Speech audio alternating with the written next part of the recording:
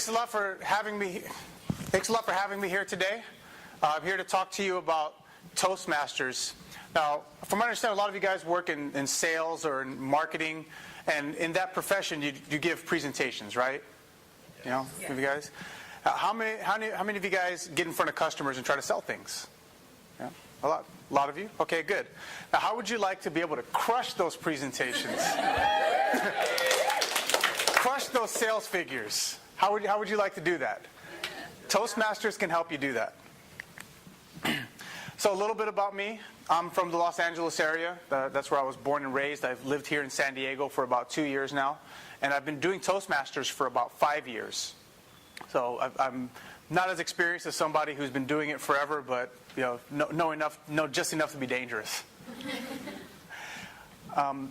You see this acronym here, ACBCL. How many of you guys came to work thinking, I didn't have enough acronyms to know today? I'll tell you more about this acronym and the many acronyms that you can earn for yourself in Toastmasters a little bit later. Now, my results from participating in Toastmasters, because that's what we're all in it for here, right? We want results. I'm 35 years old, and I'm a quality manager at a local aerospace company.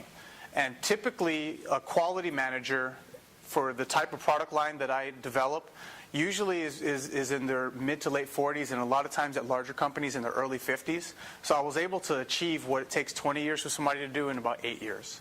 And a lot of that I attribute to my participation in Toastmasters, the ability to be able to confidently persuade, the ability to confidently present an idea to somebody and have that person get it. So what's this Toastmasters thing all about? Why are we all here listening to this guy in a suit and tie up here talk in front of you? So Toastmasters is a speaking and leadership development program established back in 1924. There's almost 300,000 members worldwide in 13,500 clubs within 116 countries. That's why it's called Toastmasters International. Whether you're in Guam, Malaysia, here in San Diego, or anywhere else in the world, you can usually find a Toastmasters club. The mission statement of Toastmasters: we provide a supportive and positive learning experience in which members are empowered to develop communication and leadership skills, resulting in greater self-confidence and personal growth. So what's in it for you? You can increase your self-confidence when you're going face-to-face with that client, not feeling inferior or feeling less than them. Become a better, more effective speaker. Become a better, more effective leader, and communicate effectively. Now, why is that important? A lot of times when you're in the marketplace and you're competing for business, it's not the best idea that wins out. A lot of times it's the idea that gets most clearly communicated to the customer, where they can picture it in their head and it works for them. That's usually the idea that wins. The other benefit that you get is improved leadership skills. You'll become more punctual participating in Toastmasters. You'll be able to multitask and take on more roles, both in Toastmasters and also here professionally at the office. Effective meetings. How many of you guys have been in a meeting and it lasted an hour, and at the end of the meeting you were like, okay, what did that guy just talk about? Are there any action items? Is there any direction? And guess what? I'm never going to get that hour back, so I don't want to go to that guy's meeting next time. One of the things about Toastmasters is your meetings will become more effective because you'll start with a clear agenda. You'll have certain roles and responsibilities, and they'll be timed and effective, just like Toastmasters meetings are. Positive mentoring. The cool thing about Toastmasters is when you sign up for Toastmasters, you get assigned a mentor, and that mentor works with you for 6 months to help you get through your first few speeches. And it's cost effective. Now, leadership development, personal development training, and I've gone to quite a few of them. You can go do the Dale Carnegie Institute. You can go do Tony Robbins and fly out to different places in the country. You can sign up for the Landmark Forum down here in Kearney Mesa. But they're all hundreds to thousands of dollars. If you become a member of Smooth Talkers, the club that Tony and I belong to, it's $68 every 6 months. You know, for leadership and communication training, that's a pretty good price. Now, the profile of a Toastmaster. One of the rules of thumb that I have is if you tell me who the 5 people are that you spend the most time with, I can tell you who you are. So you want to be cautious of who you spend your time with and how you spend your time, right? The profile of a Toastmaster is pretty evenly split gender-wise. Average income, 50 to 75K. 30% of Toastmasters make $100,000 and up. And 74% have bachelor's degrees. So you're with a good pedigree of people when you participate in Toastmasters. So the Toastmasters education is a two-tier concurrent style of education. We have a communication track, and all those acronyms after that word there. And then we have a leadership track where you develop your leadership skills. Communication track. Everybody starts out at the bottom, and you get what we call a competent communicator manual. Now, the competent communication manual has 10 speeches, and the speeches vary. And what it's basically doing is getting you comfortable to be on the stage to present. And then after that, it builds on that comfort with different skills to try to help you get your point across. Advanced Communicator Bronze, that's what this little tag here says, wherever my tag went. The Advanced Communicator Bronze, that means you've done 20 speeches. So you've done 10 speeches for the Competent Communicator Manual, and you've done 10 speeches, 5 in 2 different specialty manuals. So the 2 that I did to get my Advanced Communicator Bronze was the Humorous Speaking Manual and the Entertaining Speakers Manual. And tell me, are you not entertained? Are you not entertained?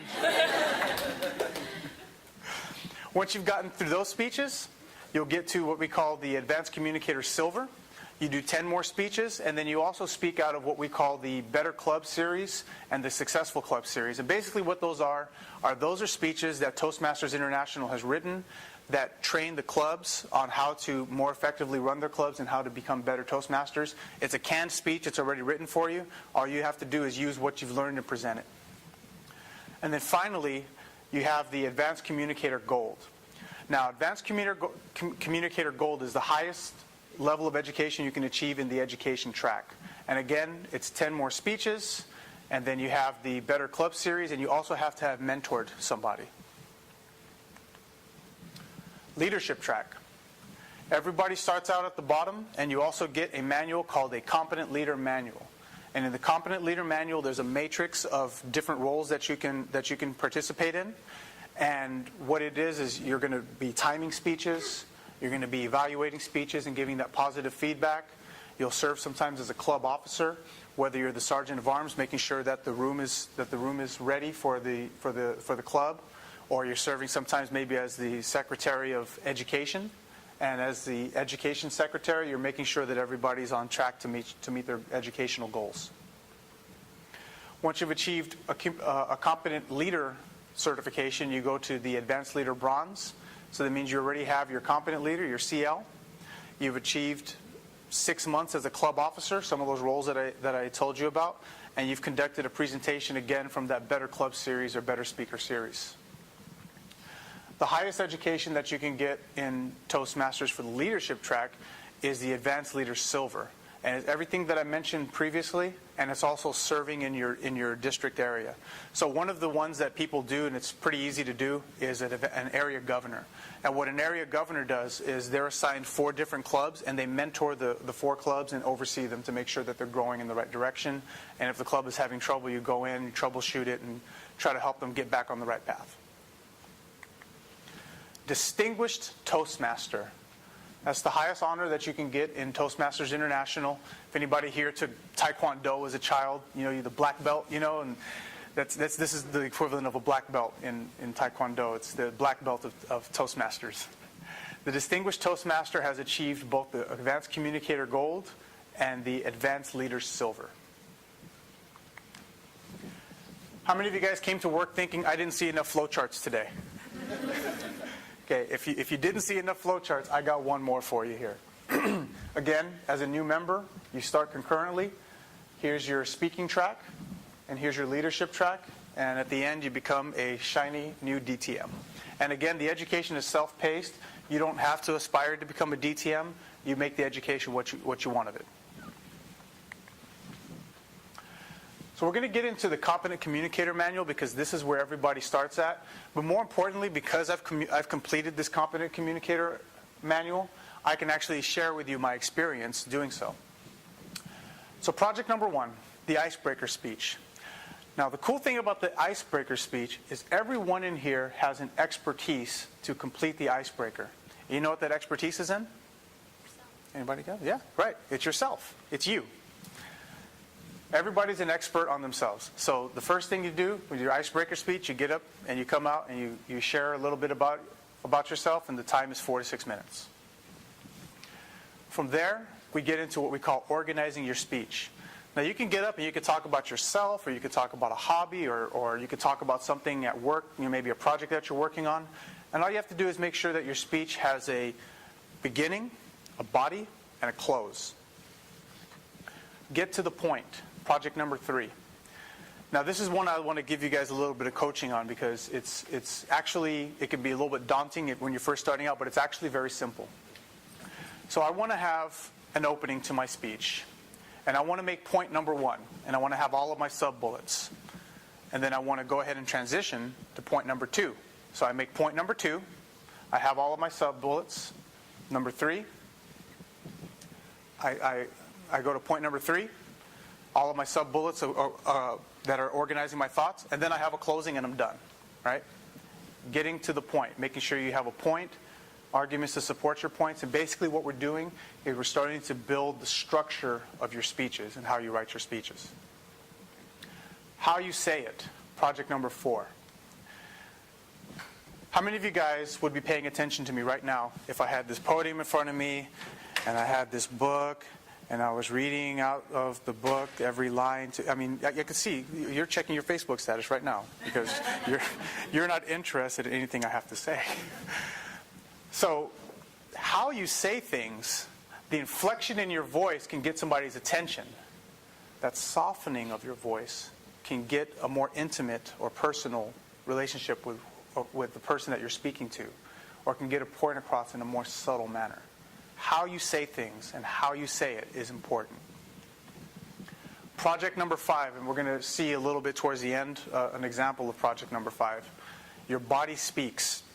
Now, when I was in Toastmasters a few years ago, I was going through the manual, and what you guys, like I told you, I grew up in the LA area, so I used to belong to a rap group.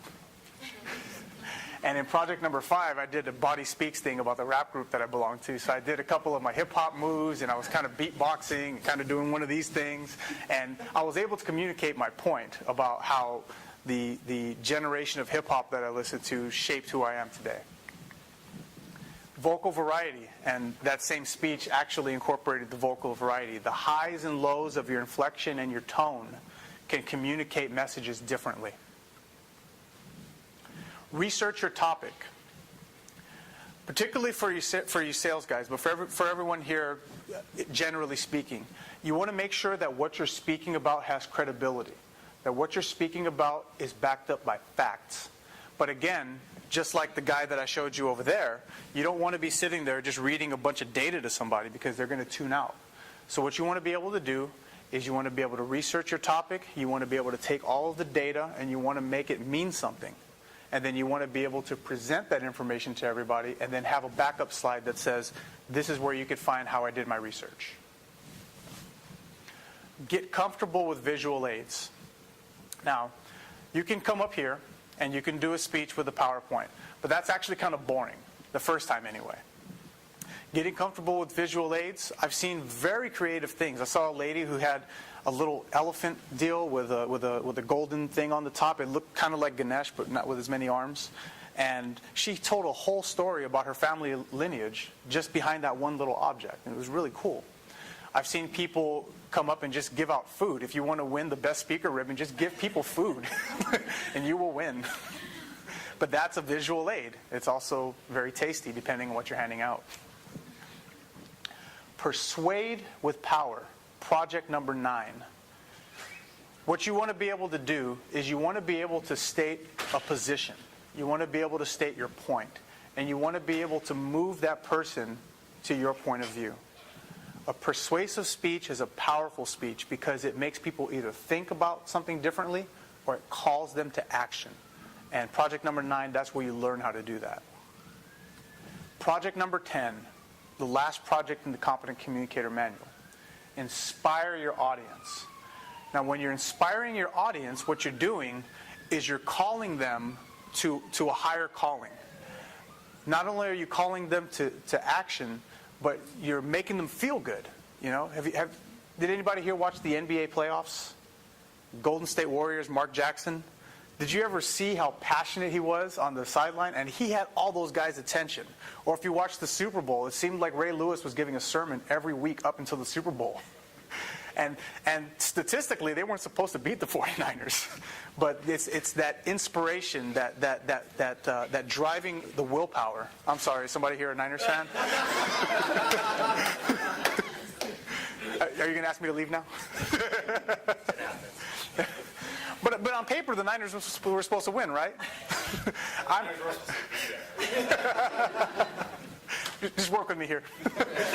But that inspiration, that willpower, is what carried those guys. And in project number 10, when you inspire your audience to perform above and beyond what they believe they can do, you'll achieve results. Now, Toastmasters promise. When you sign up for Toastmasters, this is what you're promising.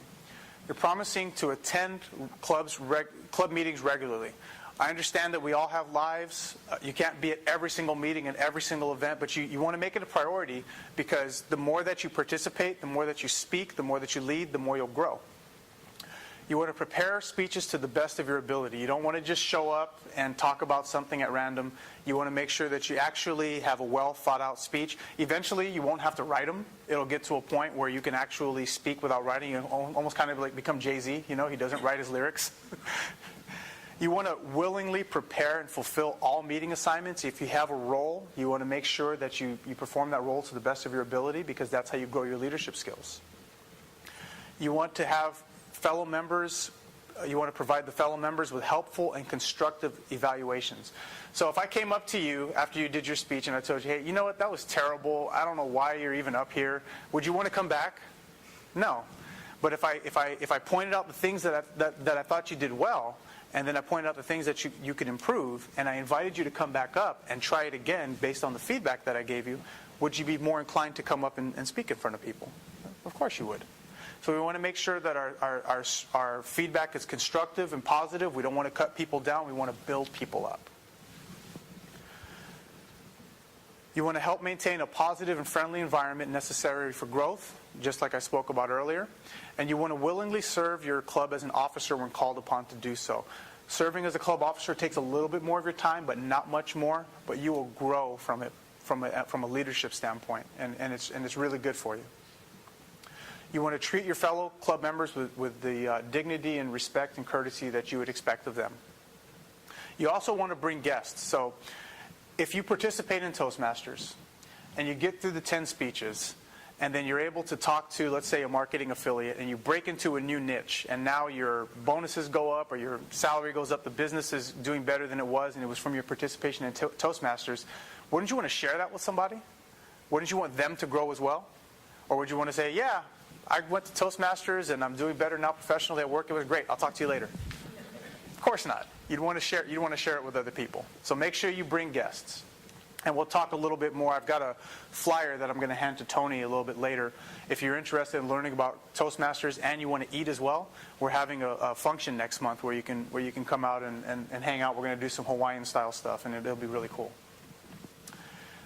You want to go ahead and adhere to the guidelines and the rules of Toastmasters education. I have a rule that I like to apply to this. Those who take shortcuts get cut short.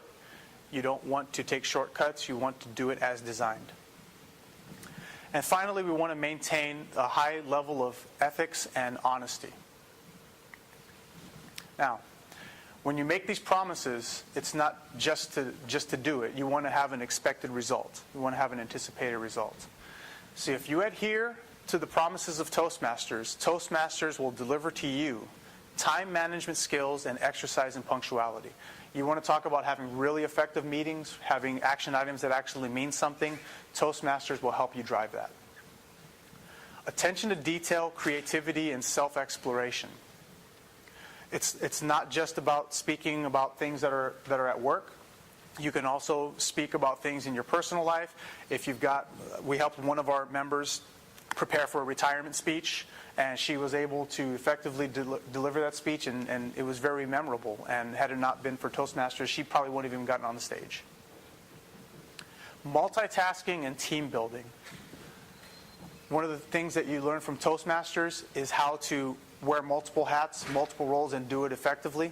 And usually, especially in the officer roles, we form subcommittees, and you'll really get to know people, and you'll be able to build teams. And guess what? You can take that skill and you can transfer it here, and have effective teams that you can use to achieve your goals. Improved communication and constructive feedback skills.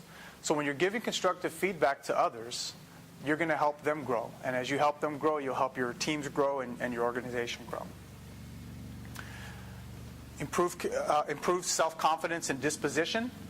There was a time, particularly in the beginning before I got involved in Toastmasters, I would not be able to speak in front of a crowd this large. I'd get nervous. But now it's like nothing. It's not a big deal. And you'll have that disposition and that attitude as well. Leadership skills coming from practice and development. As you practice your leadership skills, it will become less and less difficult, and it'll just become natural.